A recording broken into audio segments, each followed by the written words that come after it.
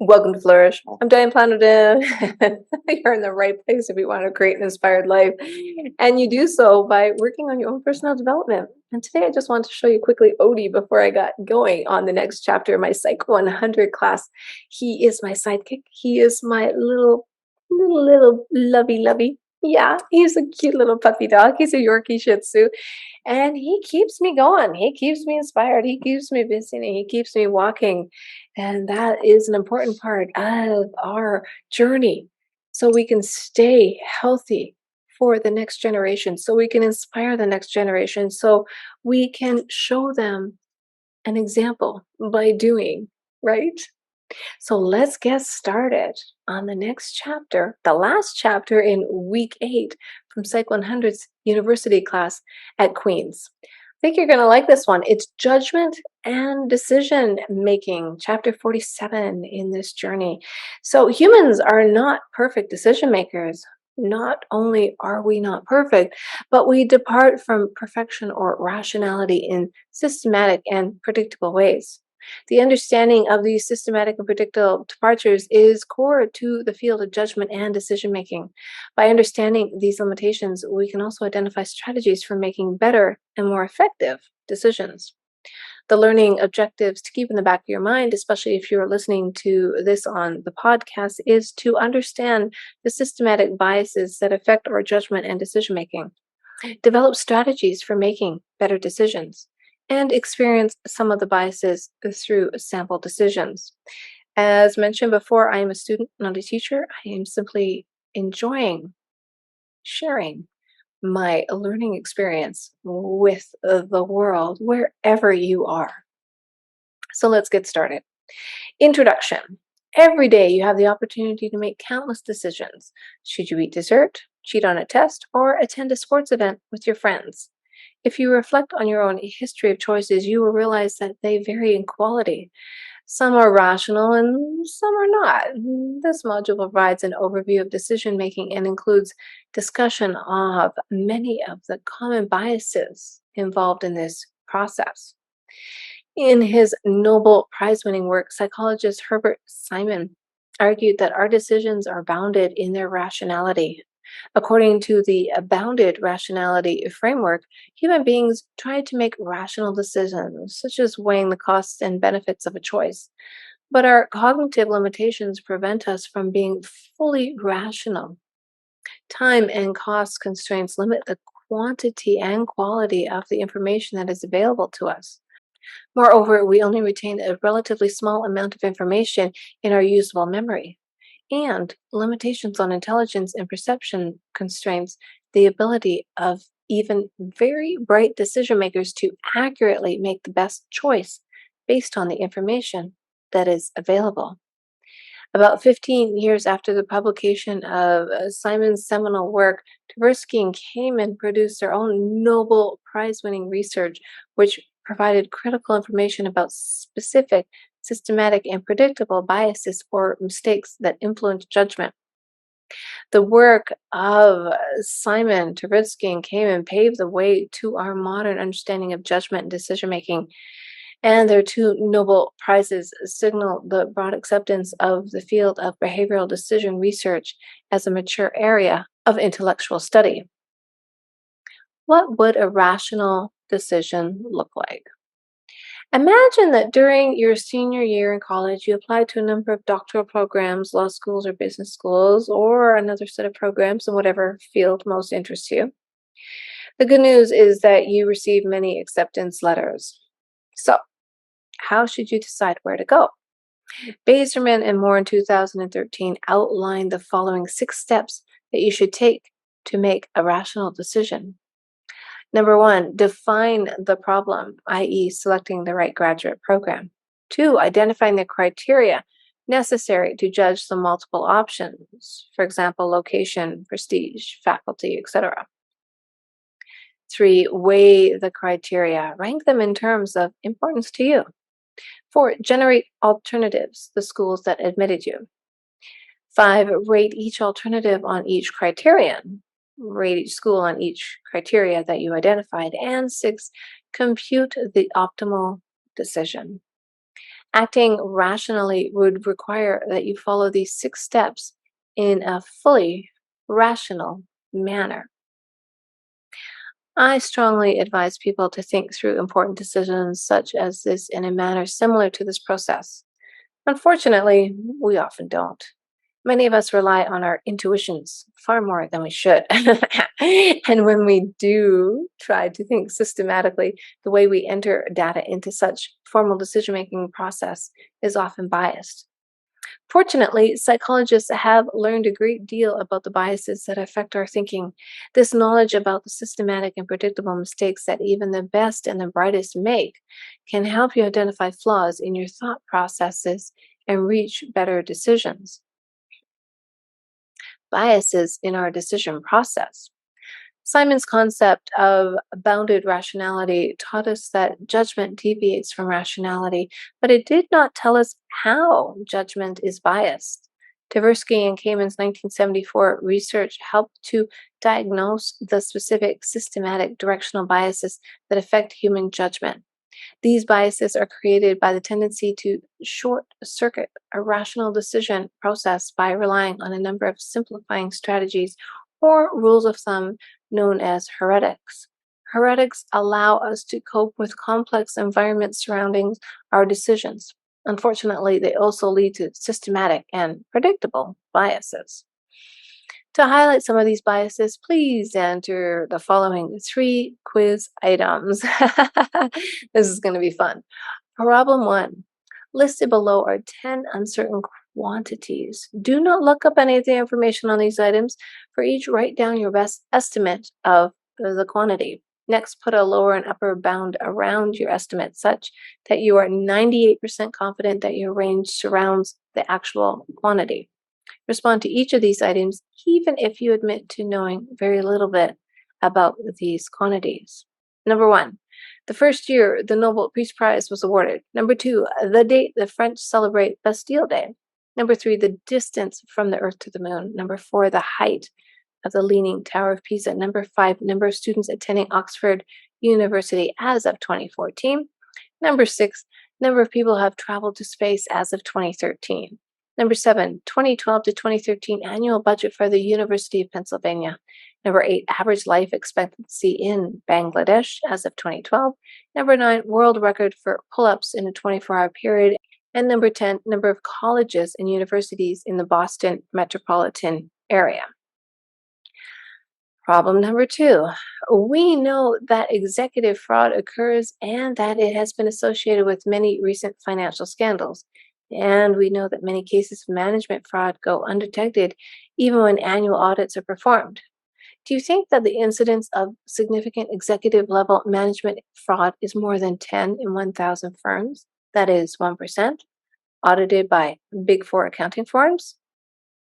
A, yes, more than 10 in 1,000 Big Four clients have significant executive level management fraud. Or B, no, fewer than 10 in 1,000 Big Four clients have significant executive level management fraud. What is your estimate of the number of Big Four clients per 1,000 that have significant executive level management fraud? So they say to fill in the blank below with the appropriate number of your best guess. So blank in 1,000 Big Four clients have significant executive level management fraud. Problem 3. Imagine that the United States is preparing for the outbreak of an unusual avian disease that is expected to kill 600 people. 2 alternative programs to combat the disease have been proposed. Assume that the exact scientific estimates of the consequences of the programs are as follows. 1. Program A. If Program A is adopted, 200 people will be saved. Or 2. Program B. If Program B is adopted, there is a 1/3 probability that 600 people will be saved and 2/3 probability that no people will be saved. Which of the 2 programs would you favor? Next, overconfidence. On the first problem, if you set your ranges so that you were justifiably 98% confident, you should expect that approximately 9.8 or 9 to 10 of your ranges would include the actual value. So let's look at the correct answers. Number one is 1901, the first year the Nobel Peace Prize was awarded. Next, the date of the French celebrate the Bastille Day is the 14th of July. 384,403 kilometers, that is the distance from the Earth to the Moon. Next is the height of the Leaning Tower of Pisa, which is 183 feet or 56.67 meters. 22,384 as of 2014 is the number of students attending Oxford University. Number of people who have traveled to space as of 2013 was 536 people. 6.007 billion. That was the annual budget for the University of Pennsylvania. Average life expectancy in Bangladesh is 70.3 years in 2012. 4,321, the world record for pull-ups in a 24-hour period. And finally, the number of colleges and universities in the Boston metropolitan area, a whopping 52. Count the number of your 98% ranges that you actually surrounded the two true quantities. If you surrounded 9 to 10, you are appropriately confident in your judgments. But most readers surround only between 3, 30%, and 7, 70% of the correct answers, despite claiming 98% confidence that each range would surround the true value. As this problem shows, humans tend to be overconfident in their judgments. Anchoring. Regarding the second problem, people vary a great deal in their final assessment of the level of executive level management fraud, but most think 10 out of 1,000 is too low. When I run this exercise in class, half the students respond to the question that I asked you to answer. The other half receive a similar problem, but instead are asked whether the correct answer is higher or lower than 200 rather than 10. Most people think that 200 is too high, but again, most people claim that this anchor does not affect their final estimate. Yet, on average, people who are presented with a question that focuses on the number 10 out of 1,000 give answers that are about 1/2 the size of the estimates of those facing questions that use the anchor 200. When we are making decisions, any initial anchor that we face is likely to influence our judgments, even if the anchor is arbitrary. That is, we inefficiently adjust our judgments away from the anchor. Framing. Turning to problem 3, most people choose program A, which saves 200 lives for sure, over program B.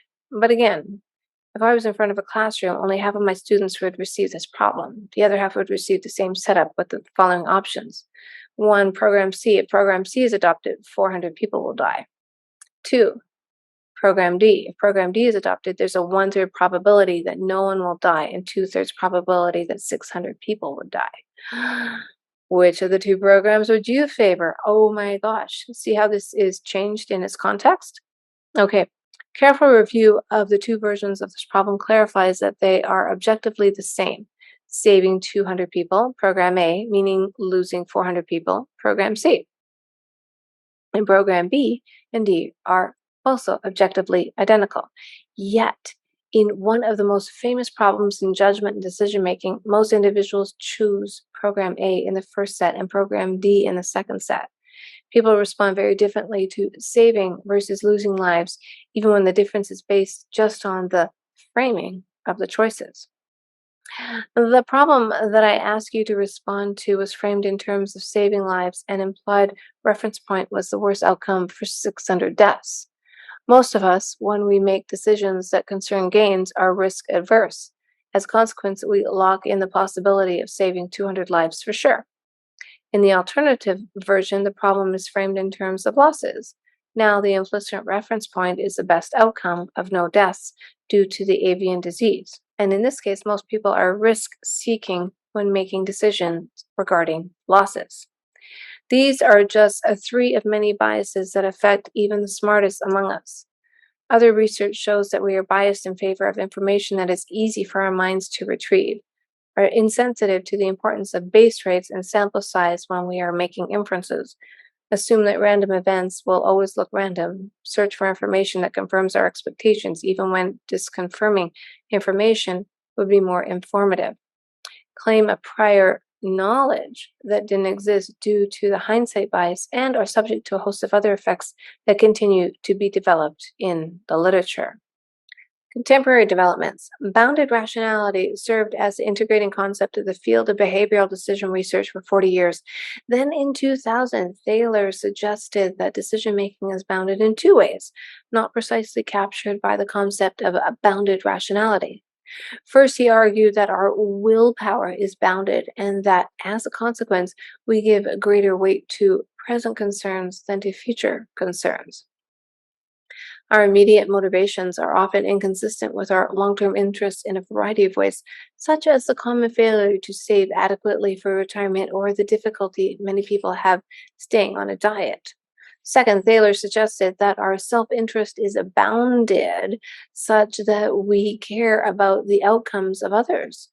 Sometimes we are positively value the outcomes of others, giving them more of a commodity than is necessary out of a desire to be fair, for example.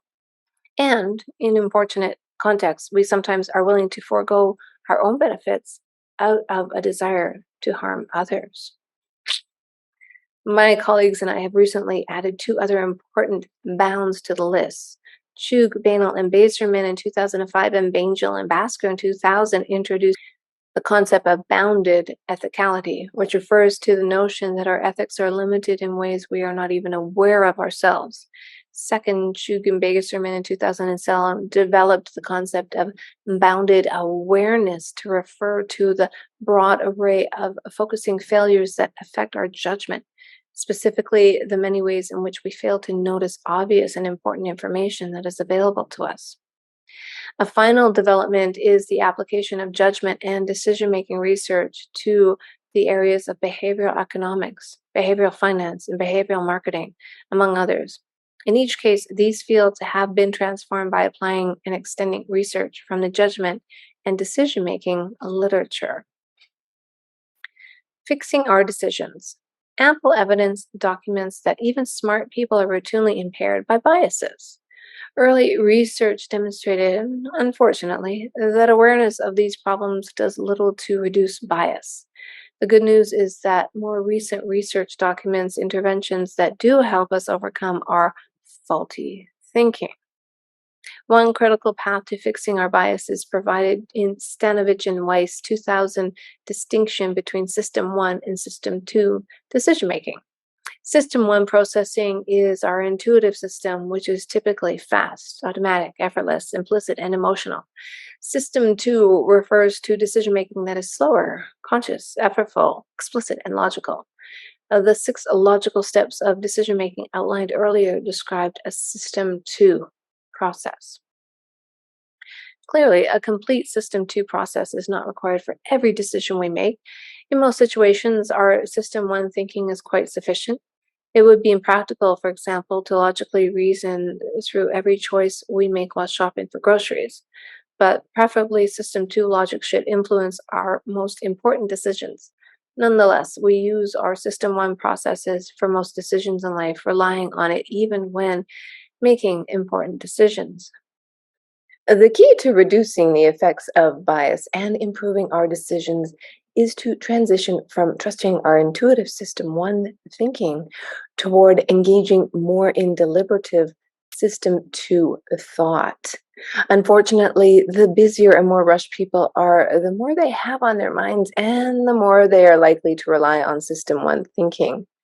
The frantic pace of professional life suggests that executives often rely on System 1 thinking.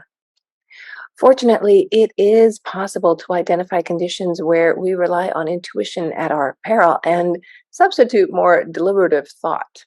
One fascinating example of this substitution comes from journalist Michael Lewis in 2003, gave an account on how Billy Bean, the general manager of the Oakland Athletics, improved the outcomes of the failing baseball team after recognizing that the intuition of baseball executives was limited and systematically biased, and that their intuitions had been incorporated into important decisions in ways that created enormous mistakes.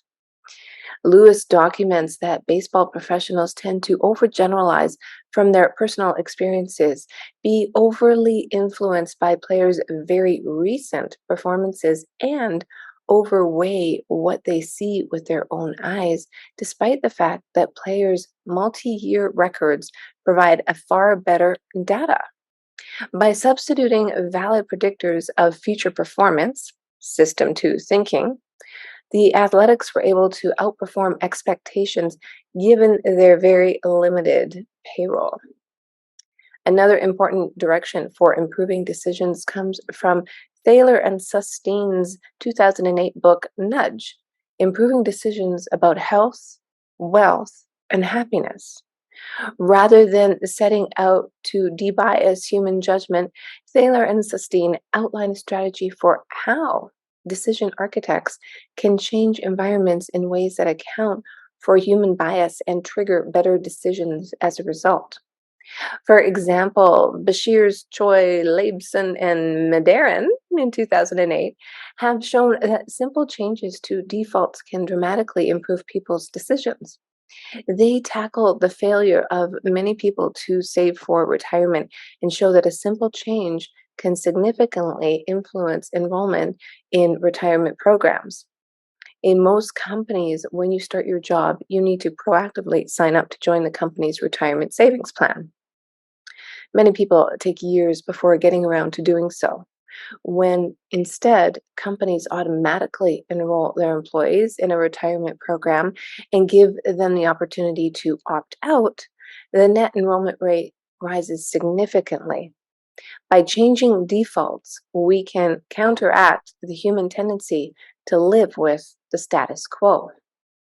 Similarly, Johnson and Goldstein's 2003 cross-European organ donation study reveals that countries that have opt-in organ donation policies, where the default is not to harvest people's organs without their prior consent, sacrifice thousands of lives in comparison to opt-out policies, where the default is to harvest organs. The United States and too many other countries require that citizens opt in to organ donation through a proactive effort. As a consequence, consent rates range between 4.25% and 44% across these countries. In contrast, changing the decision architecture to an opt out policy improves consent rates to 85.9% to 99.9%. Designing the donation system with knowledge of the power of defaults can dramatically change donation rates without changing the options available to citizens.